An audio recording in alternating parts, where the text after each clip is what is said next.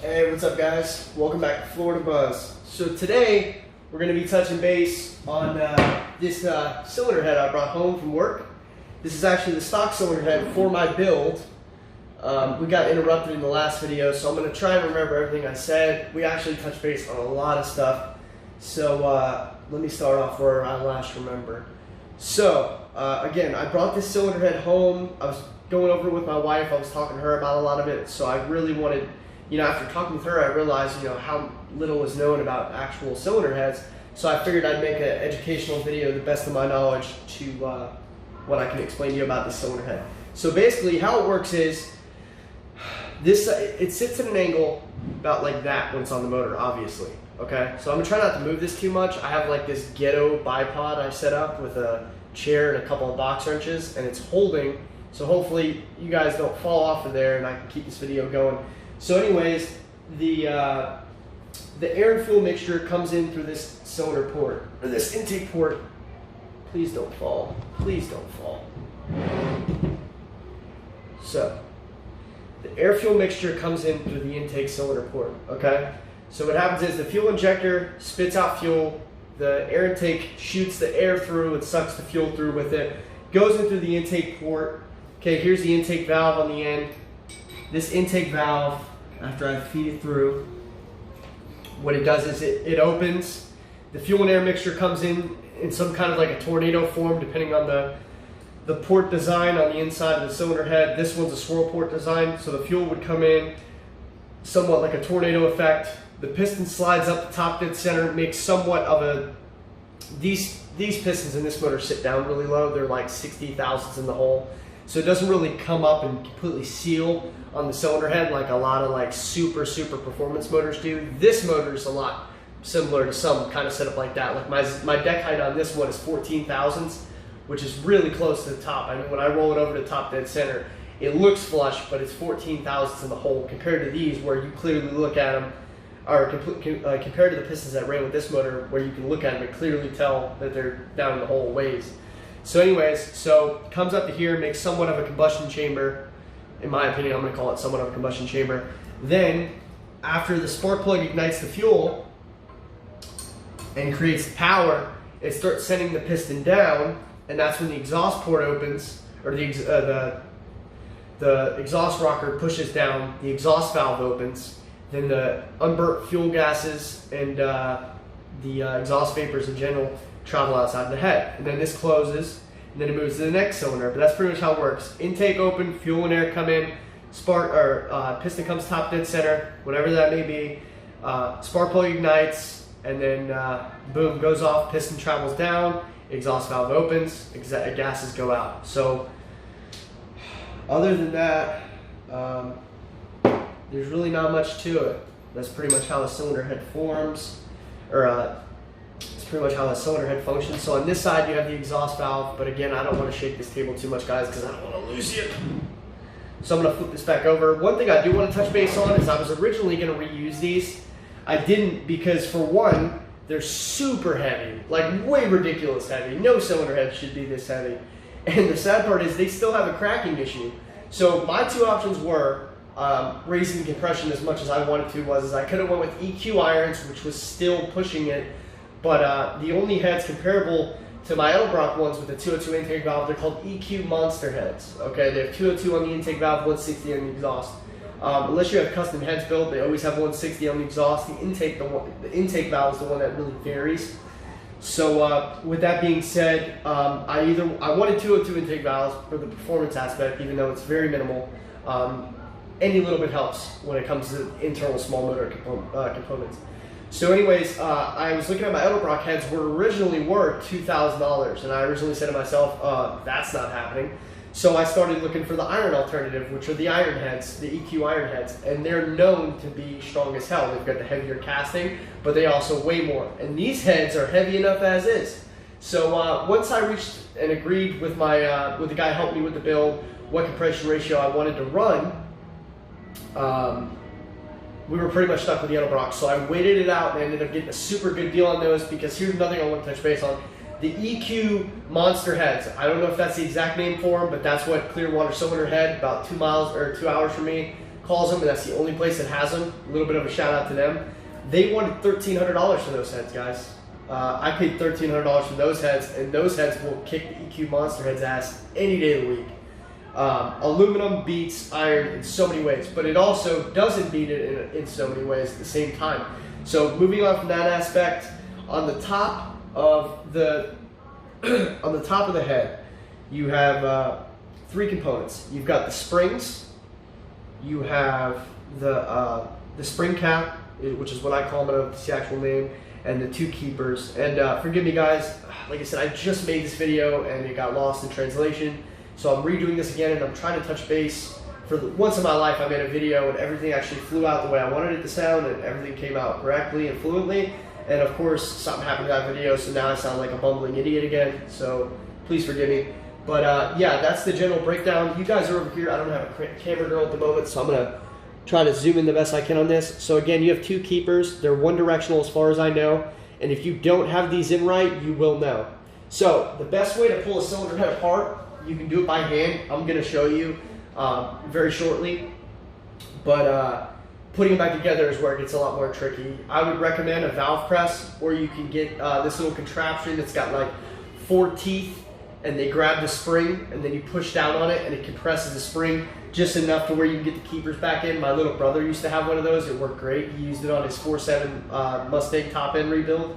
I had never seen one before. I mean, this was years ago. I've seen more since then, but they make a press one. I'm pretty sure Craftsman sells it. It's very affordable. I mean, it's like 40 bucks for a specialty tool. That's insanely cheap, and it doesn't take much pressure. Another guy who's an Afro engineer, he used a C-clamp and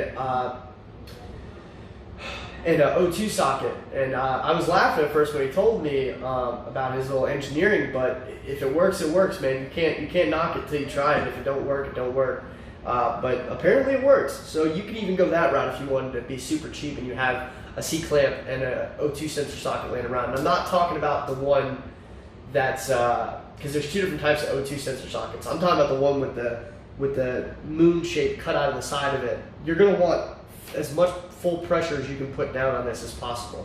So with that being said, another thing is we're going to keep you updated on the motor build, guys. I ran into a dilemma with the exhaust gaskets, or I'm sorry, the intake gaskets. The exhaust headers, we got them torqued down. In the last video, we left them just hand tight because I didn't have my wrenches. But one thing I wanted to touch base on to give you an idea of how good these Edelbrock heads are. First time in my life this has ever happened to me. I actually have to gasket match, but not in the way you think. I actually have to open these intake gaskets up to match the intake ports and the intake and on the heads. That's how phenomenal those heads are. Never in my life have I seen that. Usually you're porting and polishing the heads and the intake to match the gasket. Well, in this case, there's such quality parts from Edelbrock and Edelbrock/Hughes engines on my intake and heads that I'm actually having to open up the intake gasket to match it. That's a first for me, guys, and I've been doing this, over a decade. I mean, going on 11 years I've been doing this. I've never seen that. I mean, the quality they put out for the price they put out, guys, if you wait, $2,000 is no deal, don't get me wrong, but if you wait for the right time, I would say $1,300 for 2 aluminum Edelbrock cylinder heads is phenomenal, and not to mention they run Chevy Gen 1 roller rockers. You're going to save $200 there. I've never seen a Dodge roller rocker for under like $400, and they're all aluminum. You don't really want aluminum. You want steel. Aluminum ones are for like the circle track guys and the hardcore drag racing guys, because when they get up to a certain RPMs, they can actually melt rollers to the top of the valve stems. I've never seen it, but that's what I've heard. So that's why you would want aluminum. But aluminum are more fatigue more. They break easier. They break a lot easier. They are rebuildable. But then again, guys, if you get good quality roller rockers like I have, they're rebuildable as well. So I mean, you got to give and take. But I would recommend aluminum heads, steel rockers, hardened push rods, which Edelbrock's going to tell you right off rip to use. But anyways, moving forward, aluminum was the best option for me. Go with whatever cheapest, guys. You can follow where your pockets stay fat, but your dreams come true. That's not the corniest stuff I've ever said. I don't know what is, but that's what I would shoot for. So moving forward, we're going to go ahead and pop a couple of these out. We don't have many left because, like I said, I did all these in the other video that got lost. So I'm going to do these for you. Forgive me, I have a small hammer, so it's going to take a couple whacks. But something else I wanted to touch base on Very important. If you do decide to buy cylinder heads, guys, I don't care where they come from, especially like the Edelbrock that's ready to go out of the box. Please, please, please have them checked. If you don't have a machine shop, I hate to say it, but send them out, man. Ship them away. Have them looked at, because they're made in mass production, and the last thing you want to do is put thousands of dollars into a motor like I did and have it, mess up on the first go because you didn't have your cylinder heads checked, and you're either bleeding pressure, or a valve seat drops out of place, or you got your compression ratio wrong because you didn't have your head CC'd. That's another thing I wanted to touch base on that I touched base on in the other video. Having your head CC'd, very important, guys. If you're bumping up the compression ratio and you're limited, like pretty much anybody with an iron block is, the first thing you want to do is have your head CC'd. My machine shop did my Edelbrock heads for $5. They did them for $5 a cylinder. So how it works is they put the two valves in, okay? They put the spark plug in. They put a clear glass plate over the top. They coat the whole inside port right in here with like petroleum jelly or something like that. And they take a needle or a syringe with a let's say 60 cc's in it. Whatever you think you're going to be at, go a little over that. And you're going to mark exactly where you were, and you're going to inject fluid into this with that clear plate over it. See where it ends at, and that'll tell you the cc'ing of your heads. Now, for instance, for example, Edelbrock claims that those heads are 58 cc's. Well, my machine shop came back with me right in front of them at 60 cc's. 2 cc's drastically changes your compression ratio. I mean, drastically. Like, for instance, I was, with those pistons where I thought they were going to be, with 58 cc heads, I was at like 10.2 and a quarter. So it was 10 and a quarter compression. Well, when they came back and told me they were 60 cc's, when I reworked the numbers, I was at like 9.9. That's how much it changed it. It changed it over, almost 3 points it changed. It changed it over 2. So with that being said, you definitely want to check them. And another thing that's very important, if you check your heads and either one head is giving you a cc difference, or if you get 2 heads and one head's coming back at 58 cc's and the other head's coming back at 61, either send one of them back or have it cut, man. I would honestly recommend you send it back if there's that big of a difference, because that's going to be a lot of cutting. It's going to change your push rod geometry and all that good stuff. But very important, guys, have your heads checked. I think my machine shop charged me $40 to actually check all the components ahead, or yeah, $40 a head to check all the components and $5 a head to CC them. Now, mind you, you could get away with doing 2 cc's per head. I would deem that okay. Even my machine shop told me that. They said, if you want, we're only going to do 2, but it was so cheap, I said, just do them all. So they did them all right in front of me. Everything came back good, thank God. I don't know what standards they checked them to, but if they deem them good and we have a problem down the road, I'm sure they'll take care of me at some point if it does turn out to be a problem. With that being said, yeah, so originally I was actually going to run these heads. The other head was completely shot. I mean, it had broken off bolts all through it. It was really gummed up. This one was really gummed up too, but what I did was I went through and I cleaned this one up because I was so impressed with the condition of it. And like I said, guys, I had every intention of running this head. I had no idea what I know now about compression ratios and cylinder pressure and detonation and all that. I had no idea about any of that. I usually would just slap stuff together and let it go. But because of how much money's going into this motor, I actually did my research, and that's when I opened up a can of worms. And it's not really every motor that's like that. It's mainly just Dodge.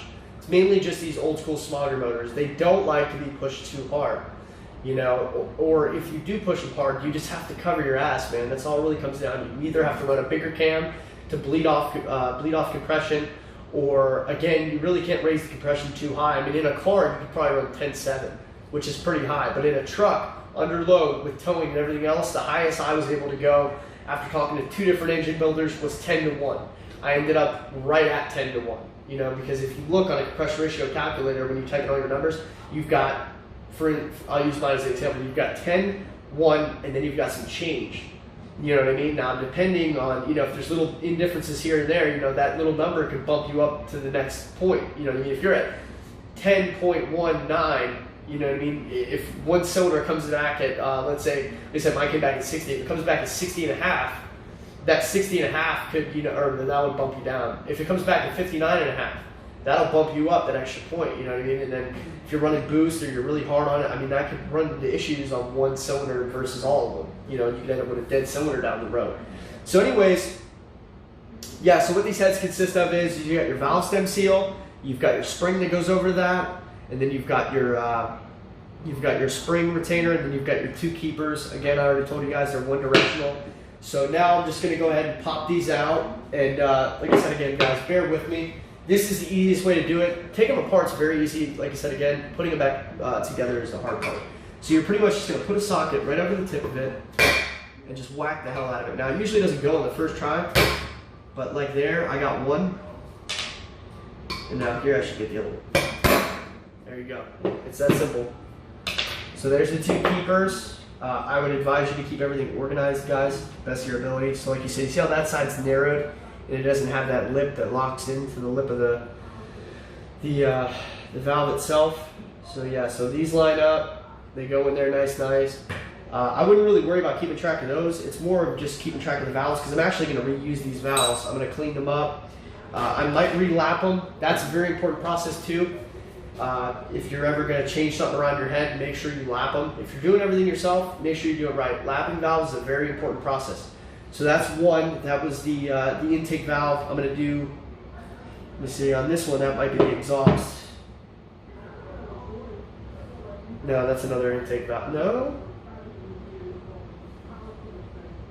Yeah, it's an intake valve. So I guess I'll just do these two for you guys on camera. Hopefully you don't fall from down there, but we'll see, I guess. So again, if you had a heavier hammer, this would be a hell of a lot easier. It's mainly hard to do with these guys because this hammer is so light. I couldn't even beat my harmonic balance around with it. So that's one. If I had a heavier hammer, guys, I'd probably be getting it on the first go. That's two. So this one's done. And yeah, man, I'm really upset about the other video I lost. Hopefully, guys, I covered everything that I was talking about in the other video. Like I said, the other video was definitely smoother and a lot more consistent. I'm gonna touch base on these valve stem seals after I get this last one out. Get this off the edge.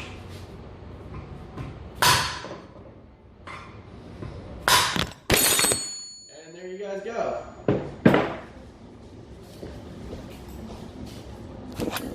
Yeah, sorry about that, guys. Like I said, this is a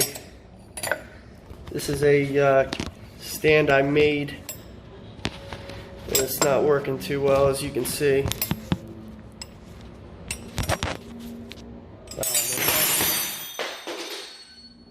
Well, that failed miserably. All right, guys. So I'm not gonna attempt to rebuild that origami piece that I just had set up. So we're just gonna come back over here. And the one thing I wanted to touch base on, guys, I ended up just knocking the last one out. You guys get the concept of it. Were the valve stem seals. That was the one thing I didn't touch on in the video, of course. Always got to forget one thing. But here's a better close-up of the head. So these are where the rockers go. Push rods come up through these holes. The stock rockers I don't have. But to give you an idea, this is the setup. And one thing I did leave out of the other video, guys, it's very important, is when you're going through all this work, be careful on your lift numbers. See how much lift you can run if you're deciding to go up in a cam. Because a perfect example of that are the Magnum EQ heads and the stock heads. These heads can only handle up to 550 lift, and that's with upgraded springs, okay? So these springs, for example, these stock springs, they're only good to like 512, 515 lift. That's it. And if you look on the CompCams website, I'm a huge CompCams fan, as you can see between the two camshafts and the rockers. But they have two options. They have the one for the upgraded heads, the Edelbrocks, on lift numbers, and they have the stock numbers. But actually, no, I take that back. I think even on their 515 lift cam, 0.515 lift cam, I'm pretty sure you still need to upgrade your springs, and you can get those from Hughes as well. But these springs, I wouldn't go over like 512. I really wouldn't. But like I said, CompCams does have an option for 512 on lift. It's not much. In my opinion, you make more power with more lift. Like for instance, the Chevy heads on the LS motors, if you upgrade the springs, you're good into the 6,000ths of lift, or 600 thousandths, however you'd say it, 0.6 something something. But anyways, these Edelbrock heads, just to give you an idea, let me bring this other spring over here and match them up side by side. These springs are double beehive springs, I believe. Edelbrock makes them. You see how there's another spring inside that spring? And just to give you an idea, look at the size difference, guys. There's a huge size difference. Well, maybe not a huge size difference. In the spring there is, because they're the double springs. These springs are huge. And these heads are good up to 550 on lift. 0.580. My cam that I chose is 0.572 on intake, and it's 0.571 on exhaust, which is a decent number. I mean, that's a decent amount of lift. That's pretty much maxing these heads out. You know, 'cause you don't want to go over that, obviously, but you want to get as close to that as you can without, you know, like you don't want to do 580 on the dot. You want to do like 578 like I did. And like I said, Comp Cams has all the options, guys. They'll work with you. Again, look at that puny little spring. This ain't going to handle nothing. You're going to burn this thing out. And another thing, too, once you get to a certain height and lift, these head spring pockets, that's what I'm going to call them again. I don't know if that's the actual name. These have to be machined to accept 550 in lift, I believe. Now, the Monster EQ heads, I believe, come with that done. Don't hold me to that. Call Clearwater Cylinder Heads, like I said, and talk to them. I'm pretty sure they come ready to accept more lift. I think it's 550 is the limit on iron heads across the board. Now, there is one other option. That's Trick Flow. But, guys, with Trick Flow heads, you're going to pay $1,100 a head. I've never seen any discounts. You're stuck with aluminum rockers. They're Heartland Sharps, Dodge specific. They're stupid expensive, so you're looking at $1,100 a head. It's really $1,200 a head. So you're looking at $1,200 a head. That's $2,400 bucks. Then add about $600 bucks or $450 to $600 depending, because you could probably get a deal on Heartland Sharp roller rockers. So in total, you're looking at $3,000. And that's not including push rods or head gaskets. You're looking at $3,000 for 2 heads and the rockers. And I'm pretty sure with those, you would need, I would recommend hardened push rods. But actually, I take that back. I don't know. No, you got to be able to run hardened push rods. I would recommend hardened push rods with any lift over 550. Even at 550, hardened push rods, they're just a better way to go, guys. But I don't know how, because I'm not an expert, I don't know how the hardened push rods would go with the aluminum roller rockers. You know what I mean? They might chew them up. I'm not sure. I'm not an expert. I'm just giving the best advice I can give. And again, you know, I'm not a pro when it comes to this high performance stuff. You know what I mean? Stock motors, I can build them, break them, race them all day long. This performance stuff, this is only, you know, like my 7th time around, and this is honestly the biggest problem child I've had of all of them. Because like I said, it's very tedious. There was a lot of, you know, you can't do this, you can't do that. There's a lot of finger swinging, you know, the no-nos. There's a lot of no-nos involved. But yeah, guys, we're pretty much done. I did the zero lash and a half turn adjustment on the rockers. Those are good to go. I touched base on this in another video, but I did all the guide plate adjustments. So now what I'm waiting on is like I was saying earlier, I just have to gasket match the intake ports, throw the intake on, throw the valve covers on, the distributor and all that good stuff, and this guy's good to go, ready to go and running. I'll see you guys out on the road. So other than that, guys, there's not much to this. Like I said, this is going to be my little, you know, donor head. It's going to be my play around head. I'm probably going to, at minimal, at least polish it out, because casting, anything that's cast has a lot of cast flash, unless, you know, you're Edelbrock or Hughes, because obviously the intake and those heads are cast as well. But they just do such a phenomenal job. I think it's aluminum versus iron is what it is. When you cast iron, there's a lot of cast flash. Like, I don't know if I can turn my flash on. Yeah, see, it won't let me. My battery's too low, but there's a lot of cast flash inside this head. I mean, when I feel inside this head, nah, it's not terrible, but it's worse than that intake and those heads are. And it's just the killer. And plus, these don't have a 3-angle valve job like those heads do. The Monster EQ heads do, but these don't. So I'm probably going to attempt a 3-angle valve job and, you know, a port and polish on it. Kind of get my feet wet. I've never done a port and polish job before. It'd be the perfect head to practice on. So other than that, guys, I believe we touched base on everything. We'll be back soon with an ignition system review on this Screaming Demon. I forget the name of the brand, but I will touch base on it in the other video. I'll give you guys all the details. But I got this from Summit. It was $200. Comes with a badass coil pack and badass wires, and then we've got our auto light spark plugs that are preferred by the diehard Mopar guys, and that will be all in our next video. Thanks again, guys. Catch you later.